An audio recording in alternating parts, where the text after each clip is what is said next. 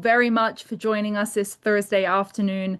What a wonderful turnout. We're always very impressed and very grateful for the time that you give us here at Astor.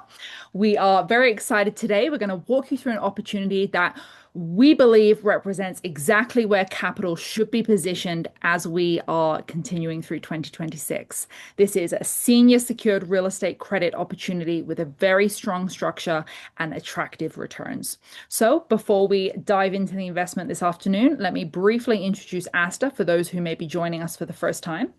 Astor Realty Capital is a private equity real estate investment firm focused on sourcing institutional quality opportunities across major US markets.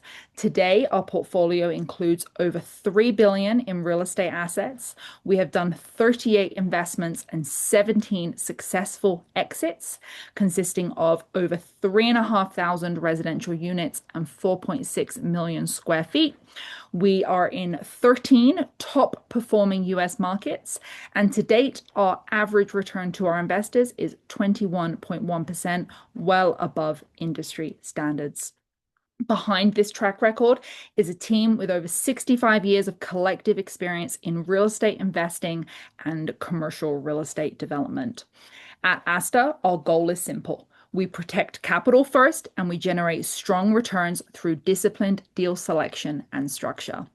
So as I mentioned before, as we are looking ahead into 2026, Astor believes that the best place to deploy capital is higher in the capital stack in senior secured positions. Instead of taking equity risk, we can lend against high quality real estate with conservative leverage and structural protections. And that is exactly what this opportunity tonight reflects. And it is exactly the approach that Astor is proud to take. So on that note, I would like to introduce our CEO and founder, Joe Burko. Joe will introduce this opportunity tonight. Joe has over 30 years of experience in the real estate industry and is the founder and CEO of Astor. Under Joe's leadership, we have participated, as I mentioned before, in over a $3 billion diversified real estate asset portfolio, and we utilize both equity and debt strategies to generate strong returns for our investors. Along with Joe tonight is our CIO, Andrew Milbank, and our senior analyst, Alex Mulcray. They are the best people to walk us through this opportunity. This is what they do. They're in the numbers all day, every day. So they will give you guys any insights that you need. And as always, we encourage a collaborative session. So please use the Q&A options, use the chat options. We will address any questions that you have. And if anything doesn't get addressed tonight, please, majority of you have my email. I will drop it in the chat. I'm here to send over any questions and I will get you answers from the expert team. So on that note, Joe, I am going to hand it over to you. Awesome, Laura. Thank you very much. Great to see everyone. New friends, old friends. This is the very tail end of what we have here as a great investment opportunity. Pays really well, reduces the risk, gives everybody quarterly distributions. Last couple of raises, we met with tremendous demand, and so we decided to pivot a little bit, actually create a fund. In the 2nd of February, officially, we've launched One Astor, which I'll talk about here a little bit. But today we'll focus on the first opportunity out of the 6 opportunities we're planning to deploy throughout 2026. Those are going to be focused on income, right? Those individuals that are stepping in with us and the family offices and some institutions that are coming in, they're all focused on getting a nice income. The philosophy behind it is very simple. We're in a drop-in rate environment. Okay, we expect rates to continue dropping. We certainly hope so. And we're trying to lock in a few strong deals that for the next 2-3 years will be able to generate for you high returns, high double-digit returns like we have here. And a couple of things I'd like to point out. Over the course of the last 2 weeks, we continued negotiating. We made some tweaks. We were able to get a little bit of a higher return than initially presented. If you remember, those of you that may not be here for the first time, this opportunity paid for 3 different categories between 14.5% and 16%. We now moved it over to 16.7% for the higher category, 15% for the lower category. So pretty excited about this. How we did this? Well, let's get into it right now.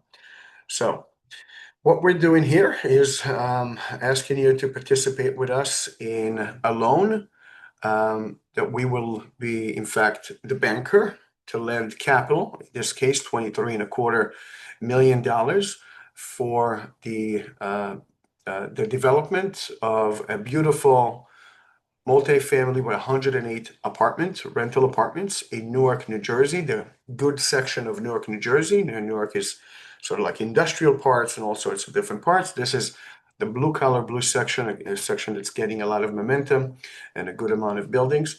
We have sourced an opportunity with an individual that's been in this market for about 35 years. Very, very important for us to have individuals that we work with that has a lot of experience, 35 years of experience. They built a number of buildings, in fact, 2 beautiful buildings right across the street. They stabilized them extremely quickly. We walked the property. We'll talk more about them. And this is the 3rd site that they're looking to build. At this point, 108 apartments. Total project cost is $27.6 million. The developer is coming in with $4.4 million.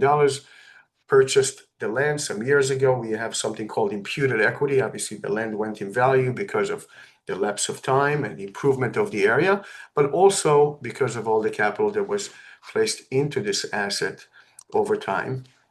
And so $4.4 million is coming from the developer. Astor is funding $23.25 million.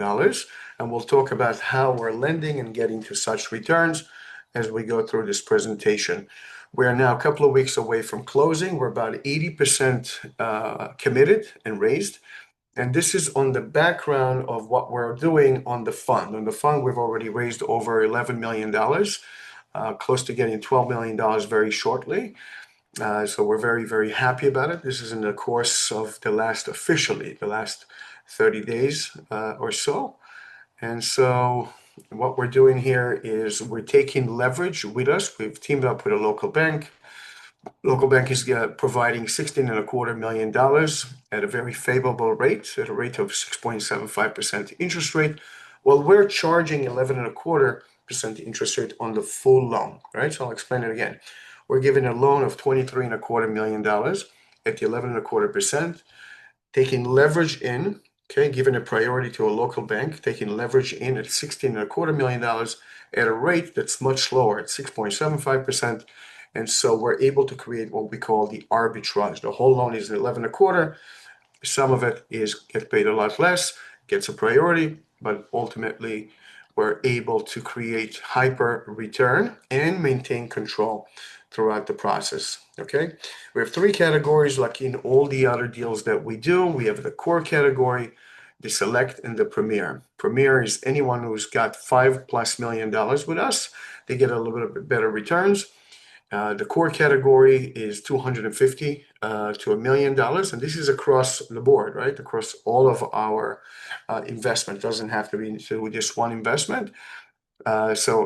And the select, right? So it's between $1 million and $5 million. And so you can see here, we're looking at IRRs that are ranging between 16.7 and 15.8. As we've explained before, we've had some confusions in regards to the fund or the side vehicle in this opportunity. So while we're raising for the fund, we always give our investors the ability to invest directly into the side vehicle. In other words, not to invest into multiple projects, but rather into this one particular project. And with that in mind, you do not have to commit $250,000. You can commit to lower amounts, as low as 50,000. We've had individuals that came in with 100, and we've had all sorts of different positions that other investors were willing or able to participate. To take you through the capital stack, I'd like to ask Andrew to go through it very quickly. Wonderful. Great to see everyone again this evening. So the capital stack here, right? The total project costs, the $23.25 million loan being what Astor is providing to the borrower.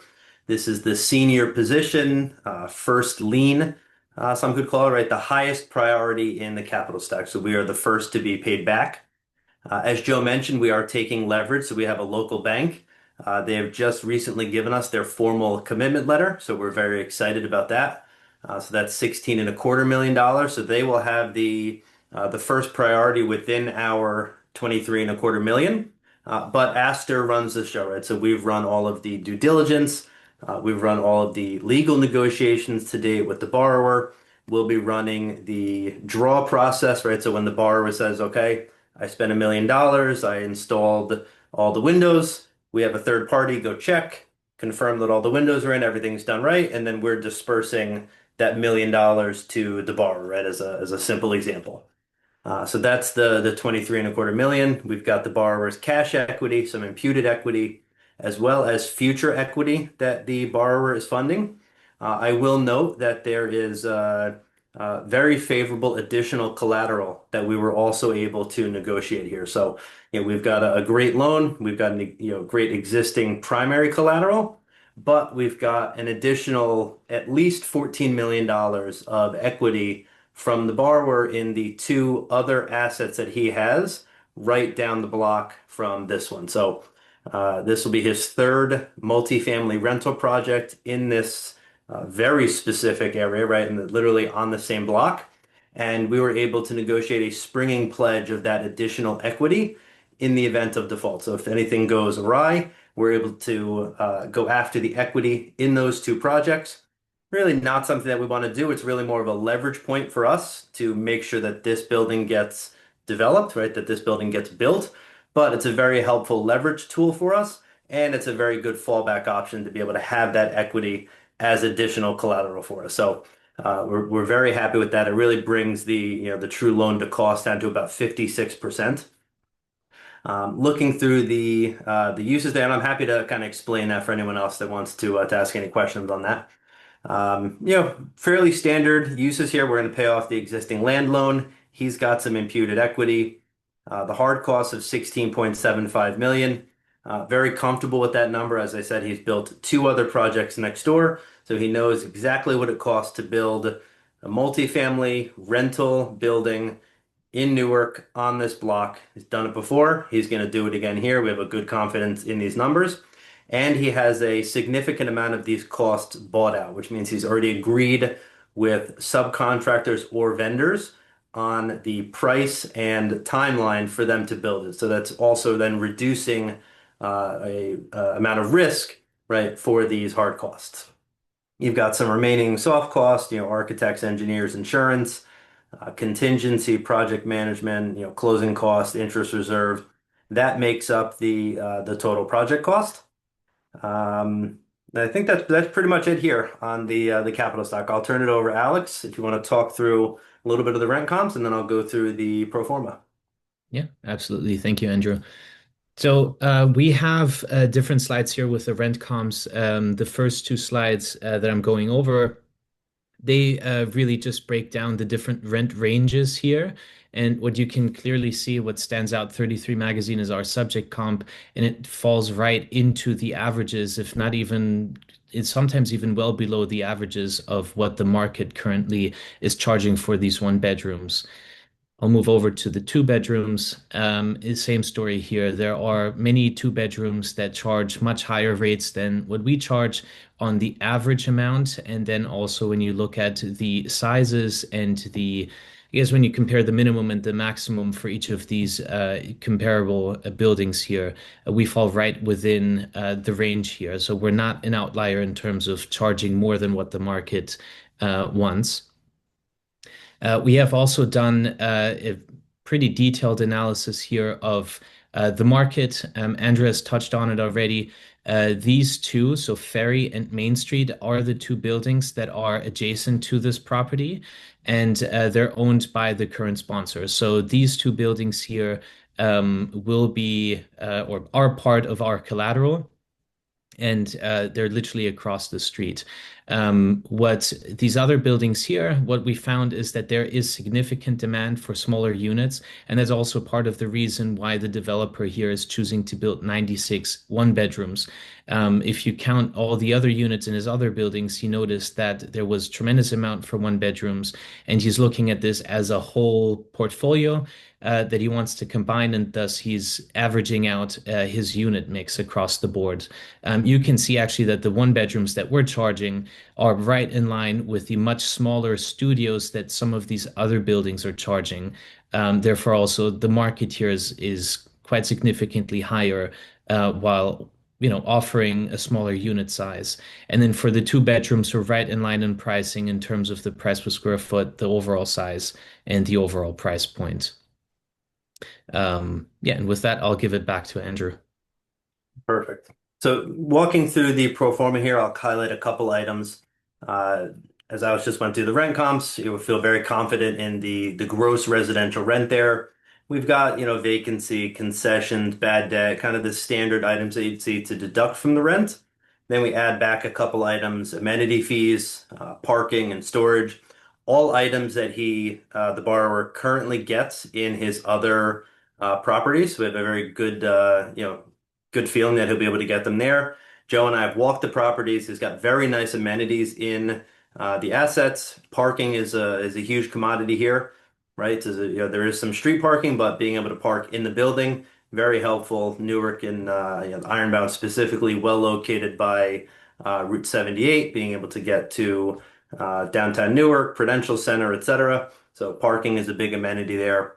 One of the big items here, the real estate taxes. So he will be applying for what's called a pilot payment in lieu of taxes. This is similar to many other projects that folks that have been with us for a while have seen. It's basically a tax abatement.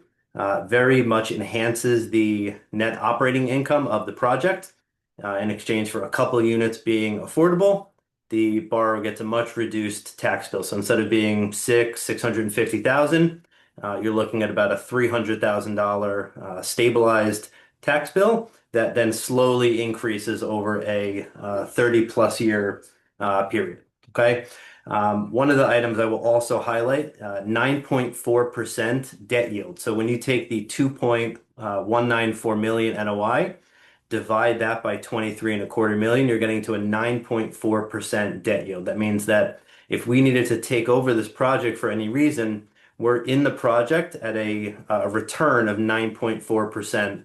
Whereas when we're looking at an equity project, right, we'll be happy with a 6.75 to a 7% yield on cost.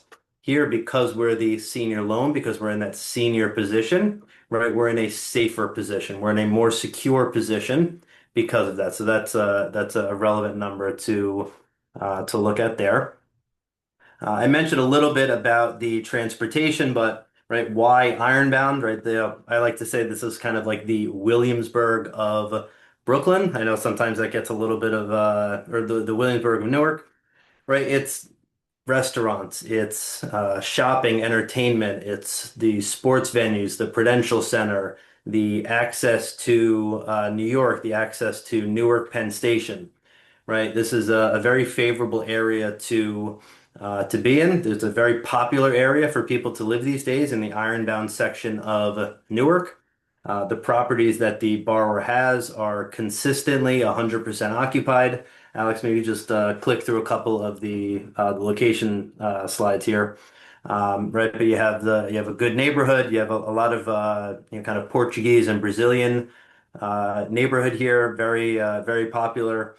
Um, as I mentioned, the transit close to a lot of jobs in downtown Newark, in New York City. You have pretty quick access to Morristown in New Jersey, several other areas like Parsippany, right? So kind of like areas like that that have large kind of suburban office centers. You're very easily able to see there. I'll skip through very quickly the land sales comp. So the land was bought for $1.3 million.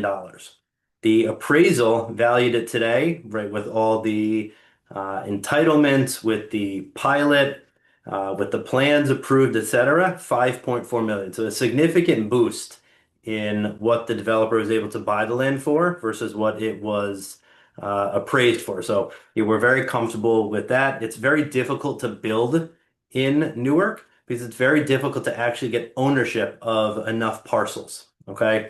Much of the sites in Newark are kind of individual small parcels that have been owned for a very long time. So getting actually enough contiguous parcels to be able to build something sizable like this, 108 units, is very difficult. Looking at some sales comps, there's two I'll highlight in particular that are actually in Essex County. That's the county that Newark is in. Looking at mid 400,000s for price per unit across what we'll say are similar assets in New Jersey. Looking at 405 and 480,000 per unit of the other assets in Essex County. The appraisal valued the state as stabilized, so as built, leased up, and stable, 38.6 million, about $350,000 per unit. The project basis is 250,000 per unit, and our basis, right, at 23 and a quarter million, is just $215,000 per unit. So, not only is developer in at a very good basis and creating a ton of value for himself, but we are further protected with a very low LTV, right, relative to the project cost. Once you add in that additional collateral, $14 million, we're looking at very healthy loan to value numbers that make us really comfortable with the overall returns of the project, which going way back to the beginning of what Joe said, one of the reasons that we're getting a slightly better return now as opposed to when we'd first, kind of soft launched this with the beginning launch of the fund, just really because this is an IRR driven investment, right? This is a monthly cash flow with the interest. We're making quarterly distributions. And based on the updated draw schedule, our money is getting out quicker, right? It's deployed quicker, which means our leverage partner, our local bank, is also beginning to fund quicker. We're able to start enjoying the arbitrage between what we charge the borrower, what we pay to the bank, right? We collect that arbitrage quicker, and that builds up then over the 24-month hold period. We're just looking at a little bit of a better overall return on the project. We'll turn it over back now to Joe, talk a little bit more about the borrower, and then finish up with Astor. Excellent. Thank you, guys. Let me just address Kate Maria had a questions. How long is the hold period? So this is a 2-year loan with a 6 months extension. We always want to have extension. Every extension, there's a fee in order to get to extend and additional reserve of interest payment that needs to happen. So that's essentially the whole loan. It's 24 months. So that's the length of the loan. It's 3 years in total. Now, in reality, we have an 18 months minimum. The developer at his stage right now, with his experience, believes that he will finish the project, get to a temporary certificate of occupancy sometime around month 14 from now or from closing date, and possibly another 3-4 months in order to fill it up. So you think that 18 months he should be able to pay us out and refinance, right? This loan is going to get refinanced, where he's going to go out, reappraise the property. Right now it's appraised for $38 million as stabilized, right? So imagine fast forward, the building is complete, fully leased, stabilized. We'll refinance for 38 million based on the future valuation, and then probably we'll take out a loan of around somewhere 26, 28 million. I don't know.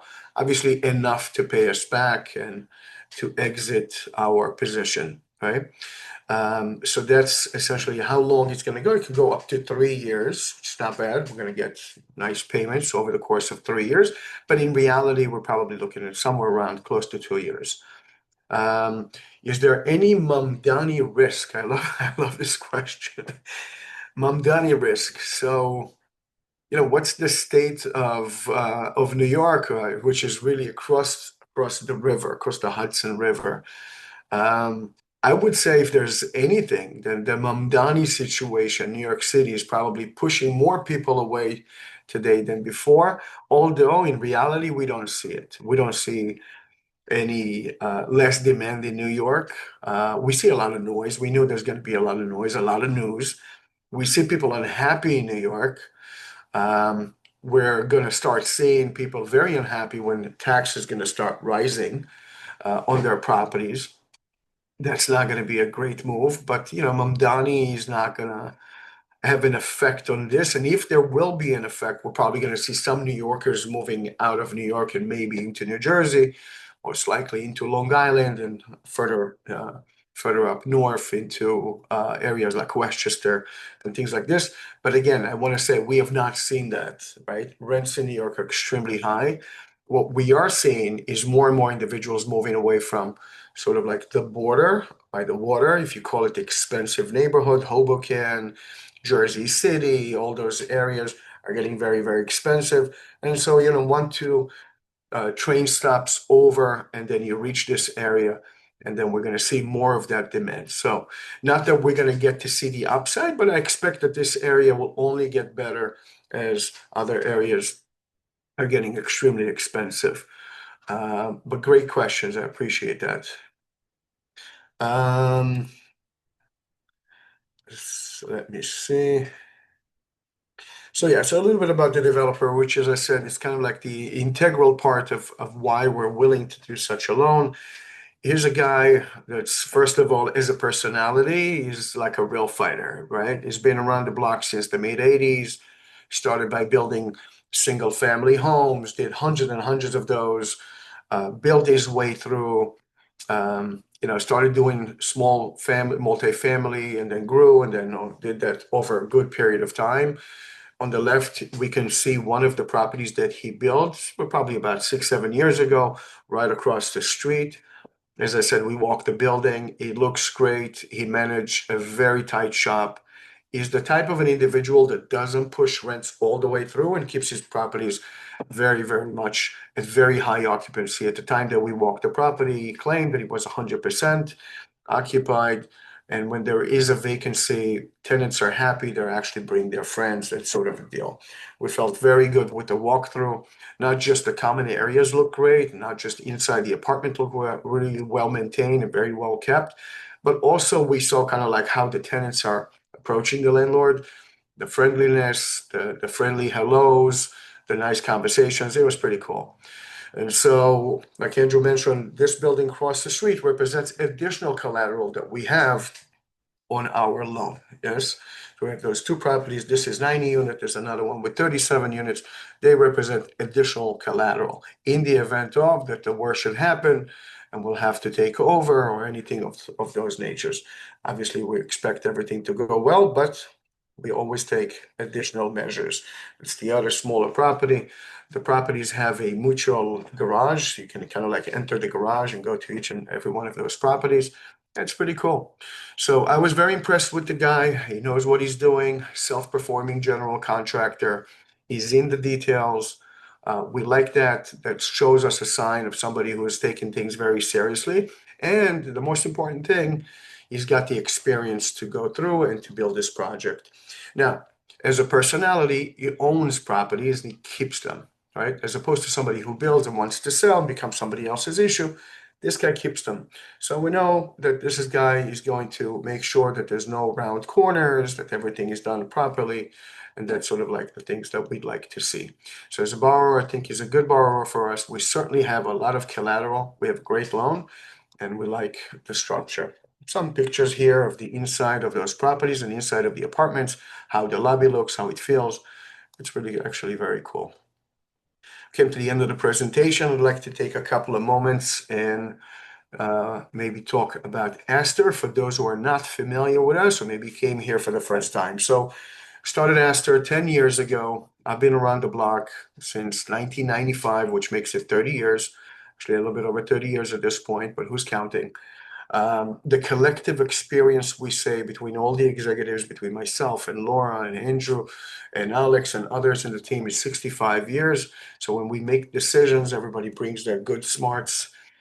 We have three different strategies of investments, and those strategies include equity, preferred equity positions, and debt. This is a debt structure, right? So obviously, the more risk we take, the higher the returns. But clubbing everything together, our average today stands at 21.1% for all strategies. Like Laura mentioned earlier, we're in 13 major markets, the type of markets across the United States that you can see employment growth, population growth, and typically we like to see for sort of like, young-ish type of a population, we look for an average age of 38 years old. To date, we've done 38 transactions with 18 exits, 18 successful exits. Our overall portfolio, if you look at a mark-to-market overall portfolio and participation, $3 billion, 3,680 units altogether. We raised and managed $259 million, and we have about 4.6 million square feet of beautiful, beautiful real estate. The team has been very, very steady. Andrew and Laura, we've been working together for well over 12 years from our previous company, Burkhardt Associates. It still is around today as the origination arm of Astor. Alex joined us about 8 years ago, started as an intern, came from Germany. A very, very nice guy, lives in Washington, D.C. We have Kevin, who's been very instrumental in what we're doing. Kevin is from Dallas. We have Nuri, who's been with us, is acting as a chairman. Other individuals, I don't know why this is so funny. There are two pictures here, sometimes glitch up. But we have a very steady team. And lastly, we have Sebastian Lacayo is here to work on everything that has to do with administrations, as well as other individuals with us. Some of the visuals of our portfolio include properties in Scottsdale, Arizona, which is the Caesar Republic, super cool project. Bergen, for those of you who are in the deal, you know how fast this project is moving. With a very tail end, probably left about 15% of the building to be sold. There's 105 apartments, breaking records and record speed. Bay Harbor is finally moving much quicker now, and we're now at a stage of creating the construction loan for it. Hopali is now breaking records. We're fingers crossed about to sell the penthouse in this wonderful asset. I think it's going to be a great deal. Some of the other projects are moving. That one on top is a bit slow, but we're on top of it, and our interest over there keeps on clicking.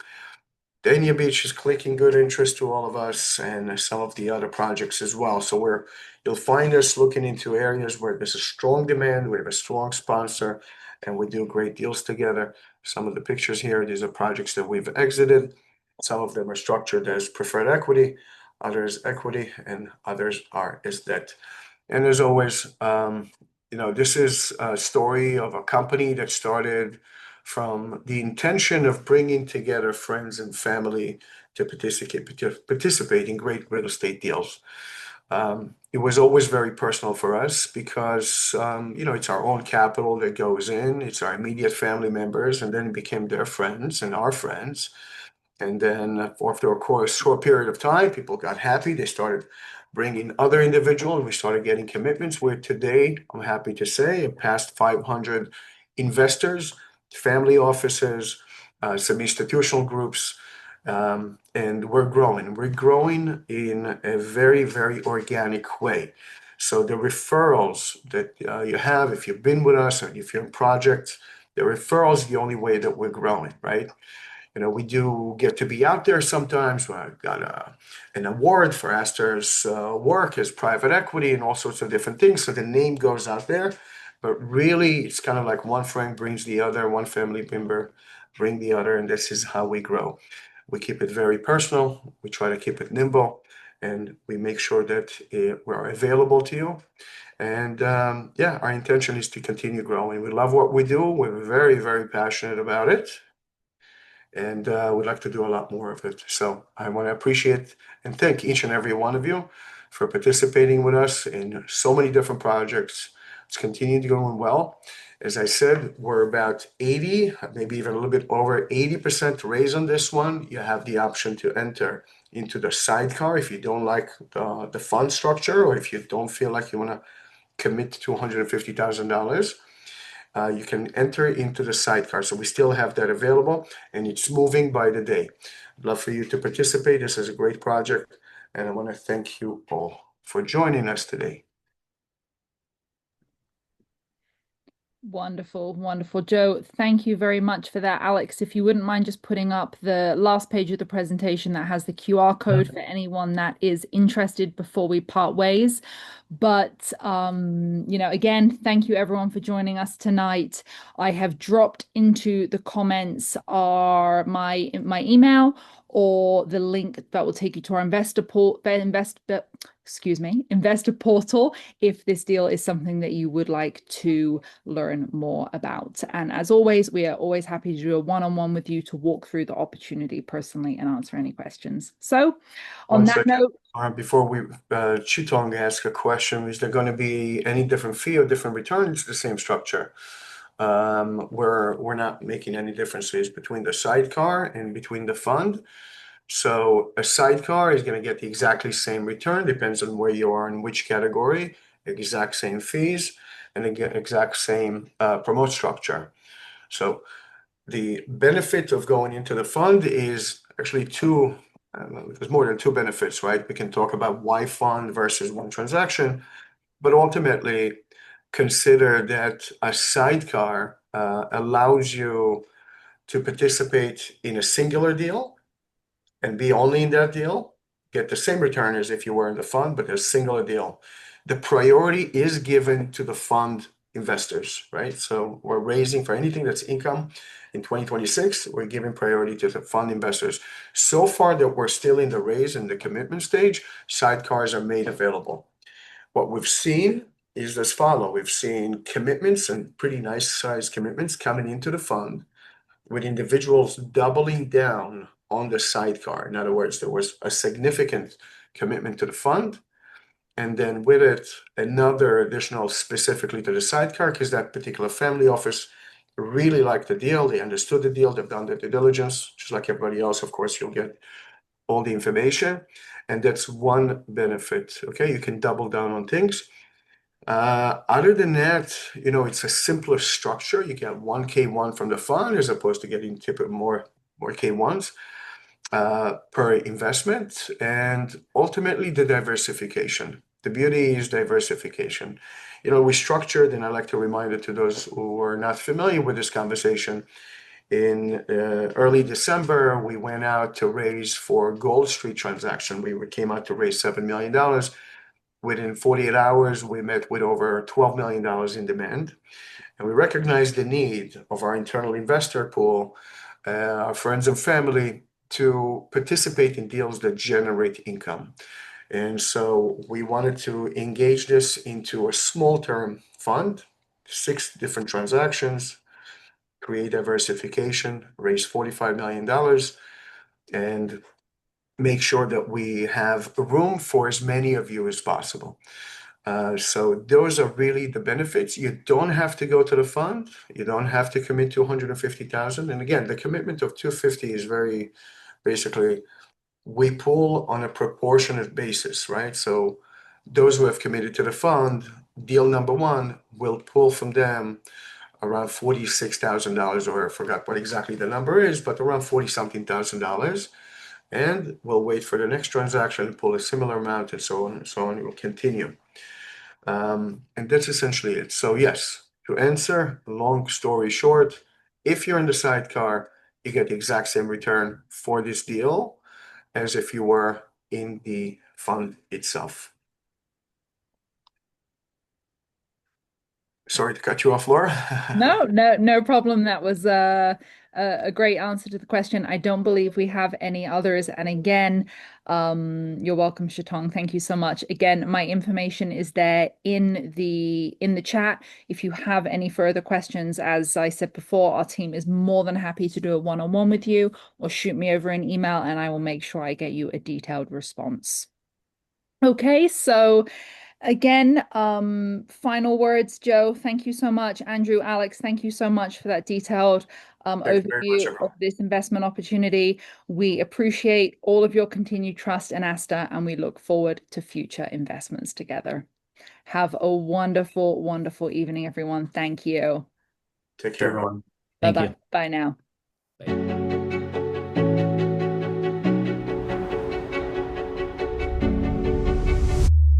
You will have a secure future if you were to use Astor. Hi, my name is Raquel El Khadif and I'm a realtor with Broker Nation Real Estate in South Florida. Hi, my name is Elena. I'm originally from New York, now currently living in Miami. First and foremost, I was looking for my investors for institutional level investment. And the beauty of Astor is that an investor can come in with relatively a small amount of money and still be part of a big project with high returns.